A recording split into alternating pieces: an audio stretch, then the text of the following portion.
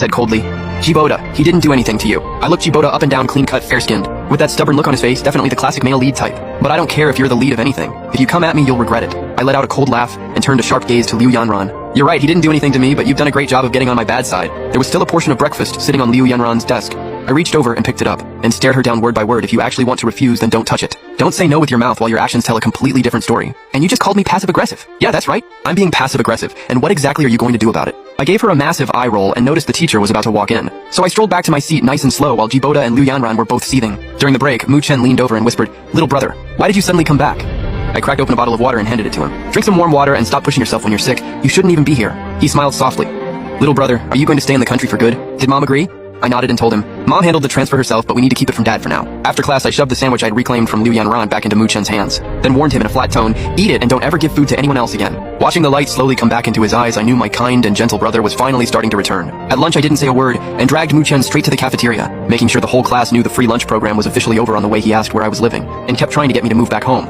I took him straight to the apartment Mom had just bought nearby. "Come here during lunch break from now on, it's close to school and super convenient." The moment we were inside, I closed the door behind us and the interrogation officially began. "Start talking what is going on with Liu Yanran. Why do you bring her food every single day? And what about Jiboda? Has he ever messed with you, and how often have you been paying for their meals?" I needed to hear it from him directly, just how badly had these leeches been draining my brother. But Mu Chen just looked down at his hands, and what he said nearly sent me through the roof. "Little brother. Honestly, Liu Yanran is actually a really good person."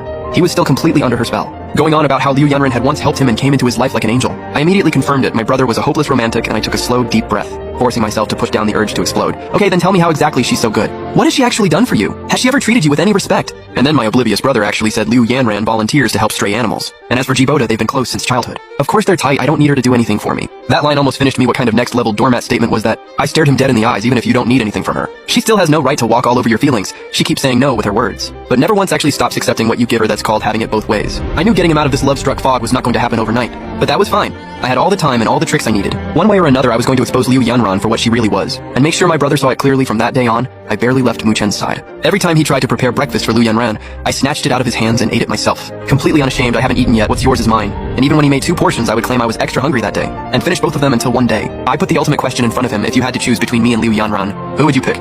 He thought about it seriously, and finally answered, "Muga, obviously I choose you." "Good, there's hope for this kid yet?"